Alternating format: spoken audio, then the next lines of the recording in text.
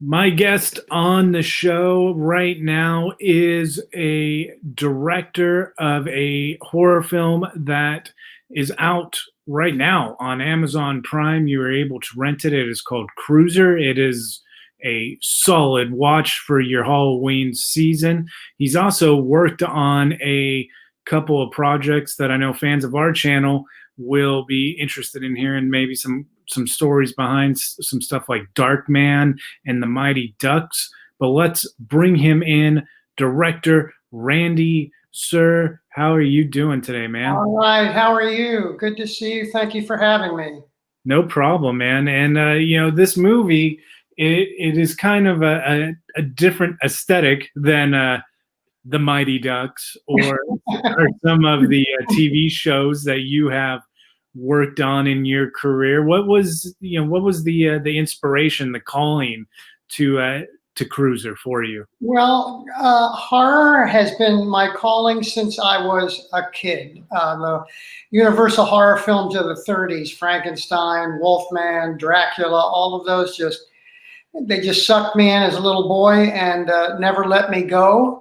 I used to take my mom's green eyeshadow, make myself up as Frankenstein, and I tried every Halloween with her to do the house to get it to look like what was in my mind, like what was in those films. And of course, it never quite came to that level, but it just grabbed a hold of me. And, Lon Chaney, the man of a million faces, and never let go. And Cruiser, finally, the time came where I was able to actually direct one of those projects that I've had my heart and in my twisted mind for a long time. I mean, this film, when it's called Cruiser, obviously, because he's cruising around, he's causing havoc. I don't want to spoil it too much here, Right. but the premise of this draws from.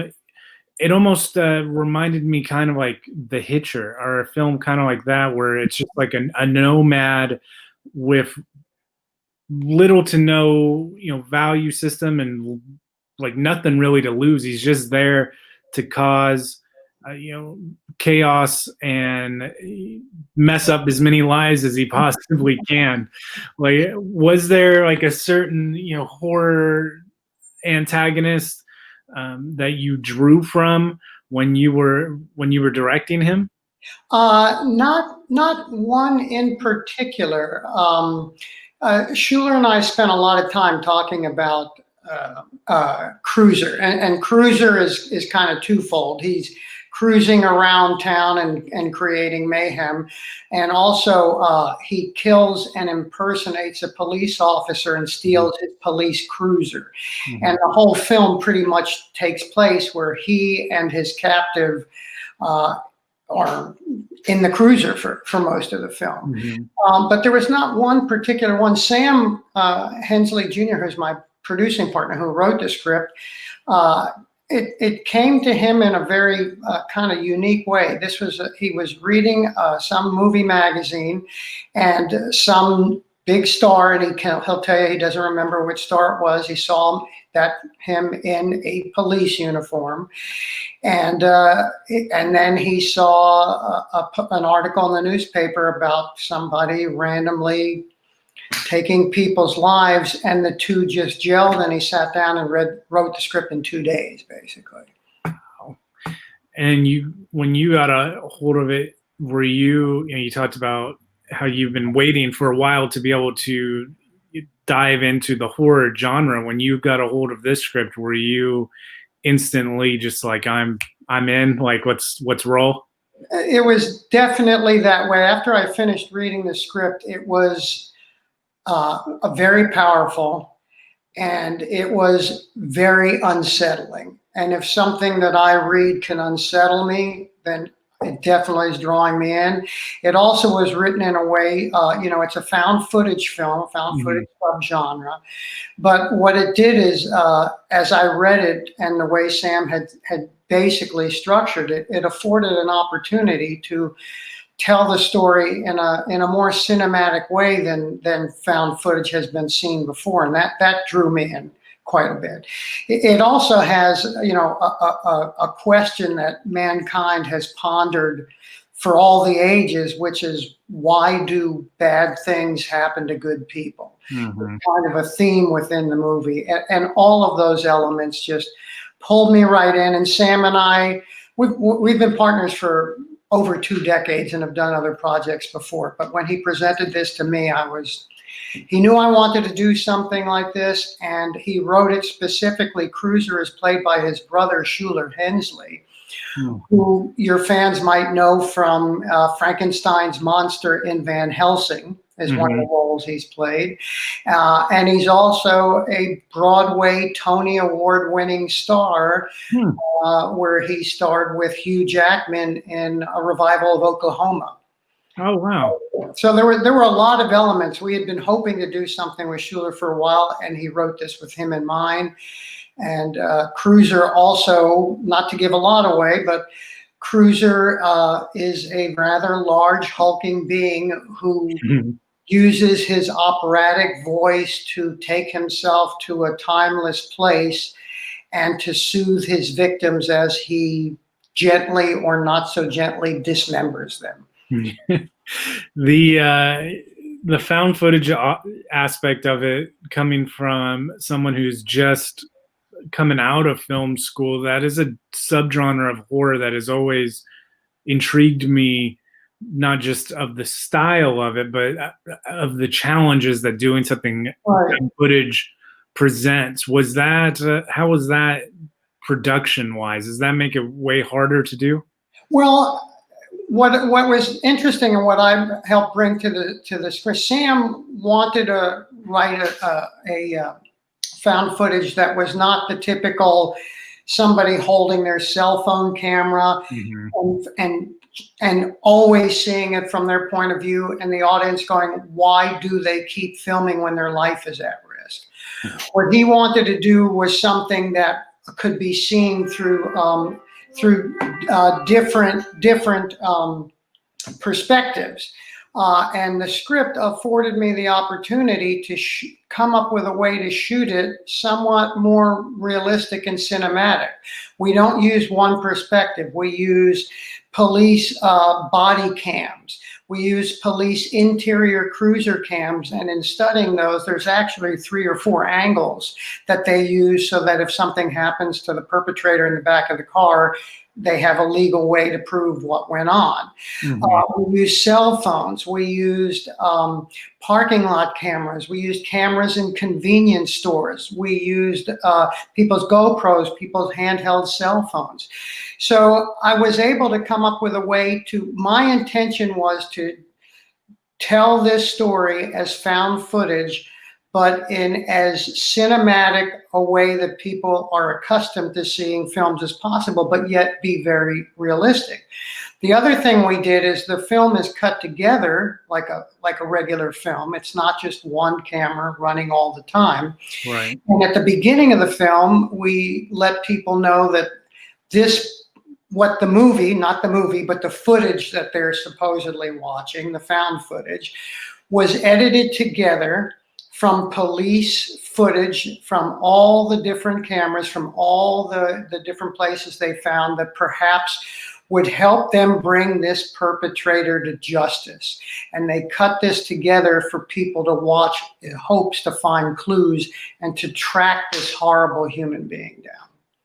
I do like how you guys did that, because it gives it like a real, it's almost reminiscent of like Texas Chainsaw Massacre, when that first clip, like, this is footage of the police investigation when they found the house type of a thing. And like, it gives it like that real world aesthetic to it. And it's, I mean, with everything 2020 has thrown at us, it's absolutely not outside the realm of possibility of something like this happening. No. But, the one thing, I did an interview a while ago, and one of the guests at the time had said, one of the scariest things isn't necessarily like a monster or a ghost, but it's like other people.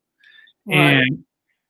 And this is, case in point with Cruiser. It doesn't, there's no ghoul or ghost in the attic. It's just a really bad guy who exists. Right. And I mean, when we did some test screenings of this initially, we had people tell us, I'm really uncomfortable getting in my car and having to drive home in the dark now.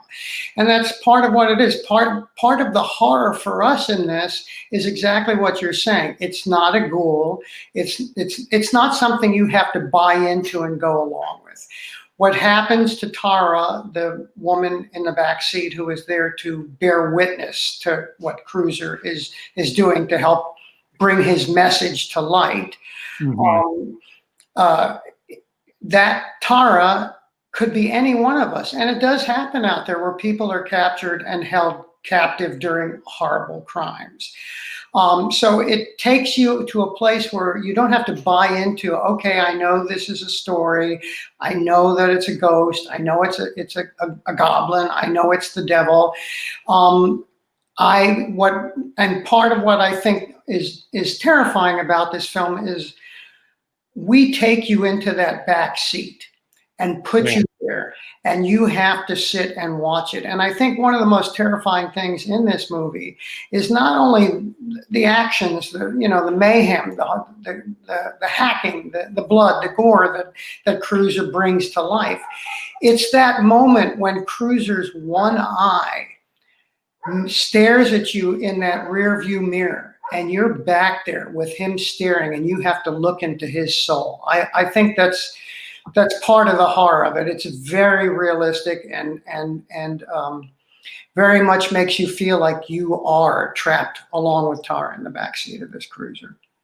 With you guys doing this film, how long did it take you guys to complete shooting it?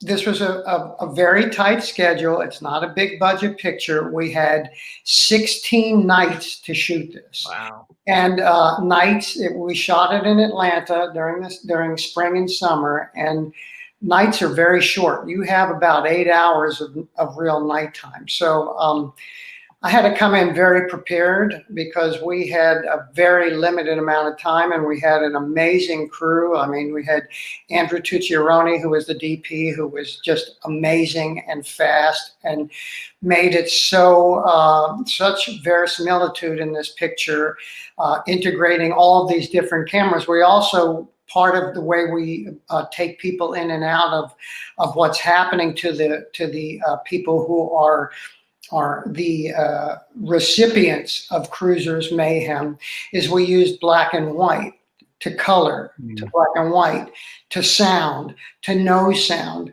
And part of that's going on was I wanted to take the audience into the mind of someone who knows that their last few moments on Earth are about to come in a very horrific fashion.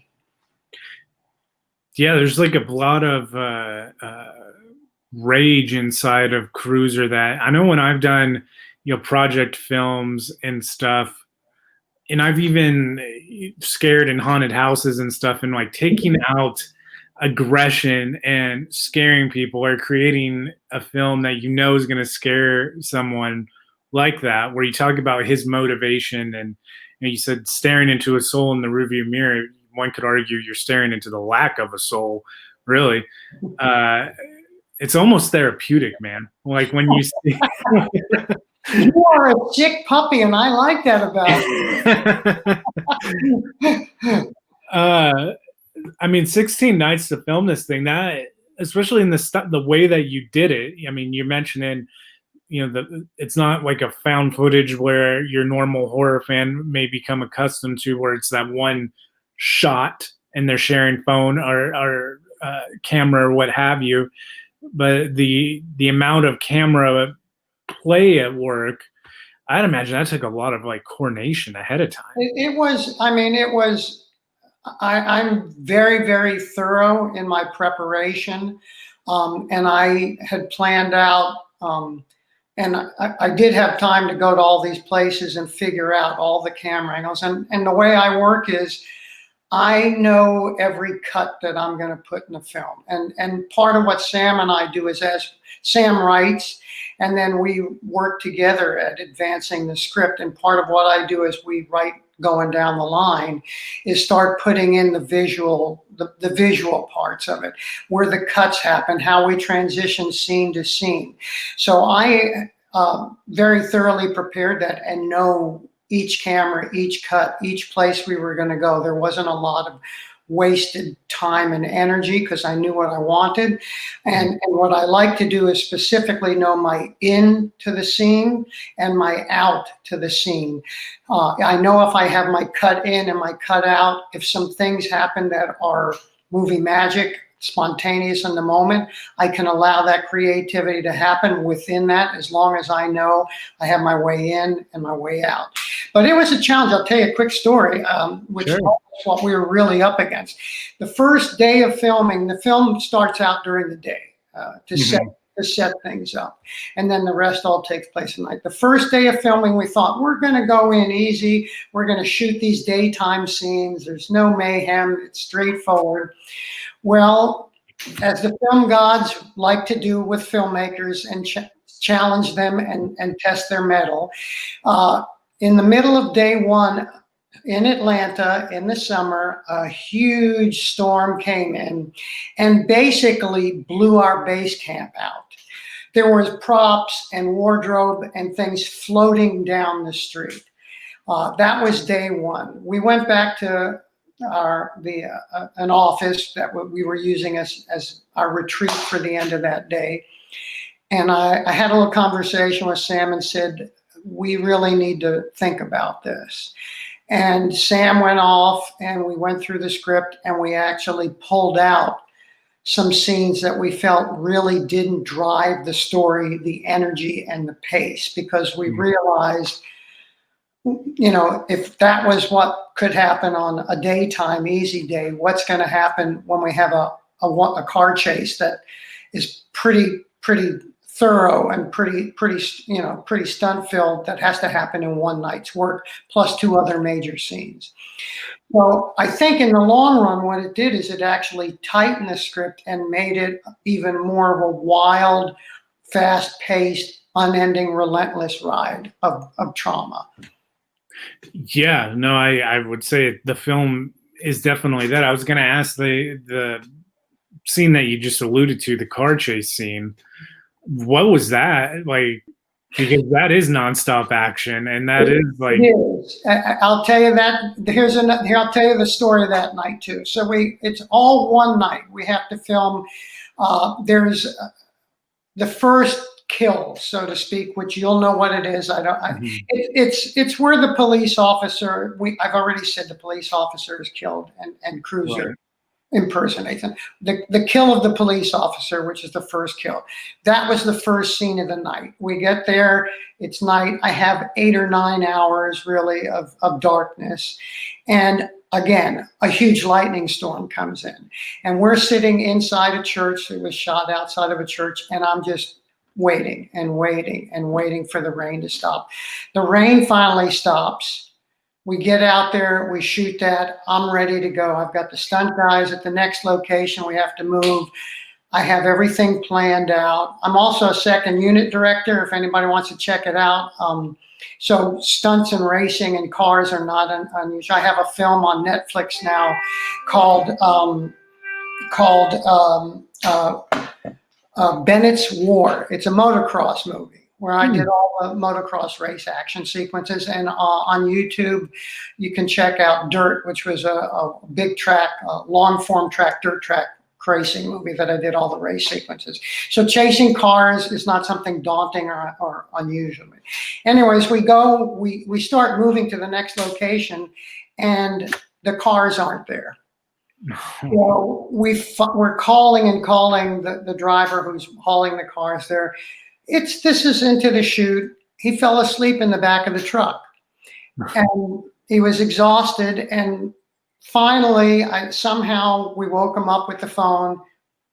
Got there, and so we've had 2 big interruptions on a very big night.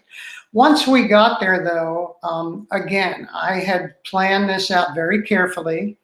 One of our producers we were in Duluth, Georgia, and we had all of downtown, the entire police department shut down for a small film. This was astounding. They shut down all of downtown. We had every corner, every street. There were police cruisers flashing because my intention was to run this, which you normally don't do.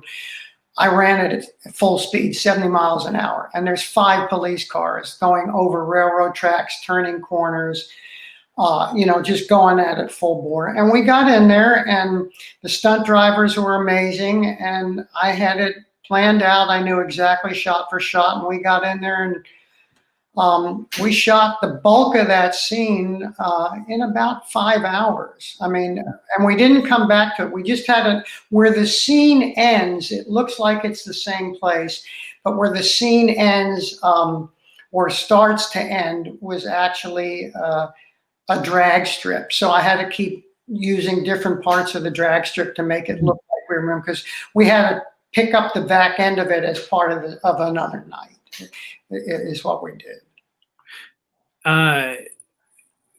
Cruiser is a very exciting action-paced horror film, but I know fans of our channel are going to immediately recognize another film that you have worked on with a very famous horror director, and I'm talking Darkman and Sam Rami. Yes. You got to have some kind of a good story about working with him on that one. Well, I'll tell you my favorite story. They had just finished doing Evil Dead. This was Sam's first transition to studio pictures. And it was quite the wild ride. It was quite the adventure. But Sam is, we know from the way he shoots and what his films look like, his mind has no vision unturned. Right. And he and I just loved going into planning. So many times he and I would go meet in his office, and we'd start discussing, the needs of the scene and the look and the story and what's happening at that point. And because we're both primarily storytellers and both are kind of like kids, once we get into it, that energy, we would start acting these things out. And I can't tell you how many times we would have to stop because a lamp got knocked over and is laying busted on the floor, or a piece of furniture was knocked over. And we would just get into really acting these scenes out. And that would tell us from that how we wanted, how Sam wanted to tell the story, and how I would give him the environment that would enhance that story and allow him to shoot what he wanted to shoot. I mean, it was a blast. We had 6 months of prep, which was barely enough. And, it was that whole film to me, the look of that film to me was, it was the first real horror comic book hero, Darkman. Mm-hmm. And the film really had a dark comic book look. For me, what I brought to Sam and he embraced was that film. It was a Universal film. And to me, I wanted the look of that film to be an homage to Universal's horror films of the 30s. So anybody, and I'm sure there's a few who do have a Blu-ray of it, go back and look at Darkman's Lab and look at the play in light and dark and shadows. And there's a 2-story fire furnace that erupts in flames that just shoot all the way up. And you will see my version for Darkman of Frankenstein's Lab. Yeah. It wasn't just that. The story is about a guy who lost his life. He's now this horrible creature, and he's a brilliant scientist trying to recreate a skin process where he can regain his normalcy and gain his life back. So for me, Darkman's running out of that lab into the daylight, just like Dr. Frankenstein, slightly different variation. Darkman would run, in my mind, would run out of there when it happens saying, "I'm alive," instead of "it's alive." Right. So it held truth for me too, not just in something that I wanted to do, as I felt an homage. And I'll tell you a little something about also Darkman just celebrated its 30th anniversary. Oh, wow. August 24th, 1990 was the release date, the public release date. Cruiser, my first directing of a horror film, was released August 25th, 2020, one day after the 30th anniversary of Darkman. So that was pretty darn cool to me. That's like symmetry, man. Like, yeah. Yeah, and I have a copy of the Fangoria magazine from September of 1990, and on the front cover of it is a little picture, and one of the other featured articles besides Darkman was Maniac Cop. oh, wow. So there's another little bit of, simpatico happening in the horror world and all that.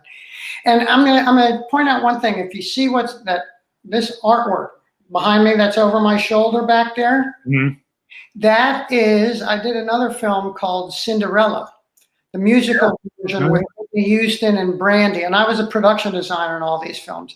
And that gold and the Klimt style painting is actually a piece of the wall from Bernadette Peters, the interior of the stepmother's house. And the frame is actually part of the rough sawn hewn ceiling beams in the kitchen where Cinderella lived in the stepmother's house. Oh, that's rad. And to keep it in that vein, if there was a polar opposite to Cruiser that you worked on, that was a film of my childhood that I've loved.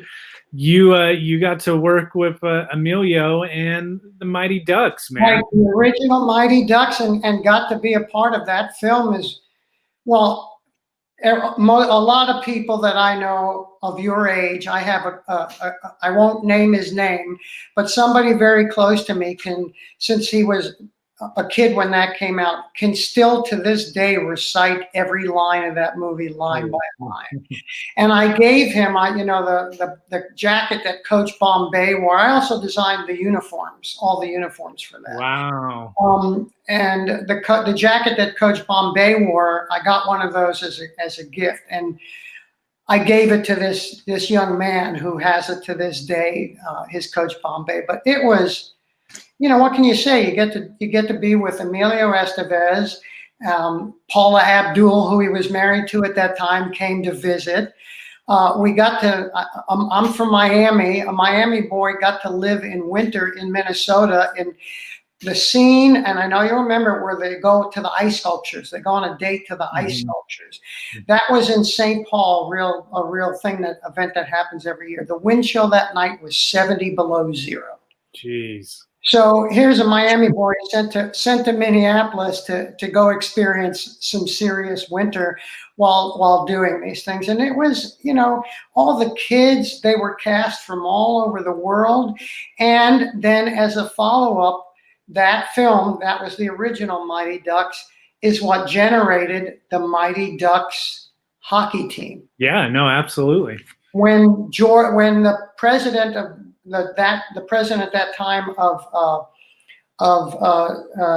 Disney was Michael Eisner. He and Jordan Kerner, who was the producer of the Mighty Ducks, they had a press conference that was on every sports channel in the world at that time to announce it, and they were wearing the Mighty Ducks jersey that I designed for the movie, and that's just like something I'll hang on to, for the rest of my days. I mean, Darkman, Cinderella, and the Mighty Ducks are three things that I will hold as the most iconic moments in what so far is a 41-year career, other than Cruiser, but as a production designer. The film Cruiser, I know I checked it out just recently on Amazon Prime. You can rent it. And you can get it on just about any platform. We're on Amazon, iTunes, Vudu, Google Play,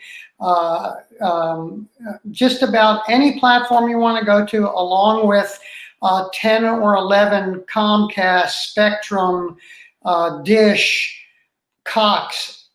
Don't be shy. YouTube, Vimeo, you can find it. It's not hard.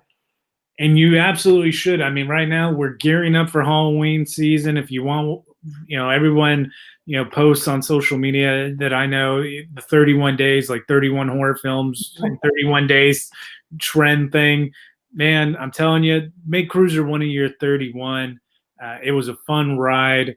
It's action packed. The found footage is done in a new creative fashion. And Randy, man, thank you for taking the time out to talk to us about it. Well, I really appreciate you having me, man. It's been a pleasure, especially with someone who knows as much about film as you do. It's been a blast. I appreciate it. And everybody, thanks for having me and inviting me into your homes or wherever you're listening.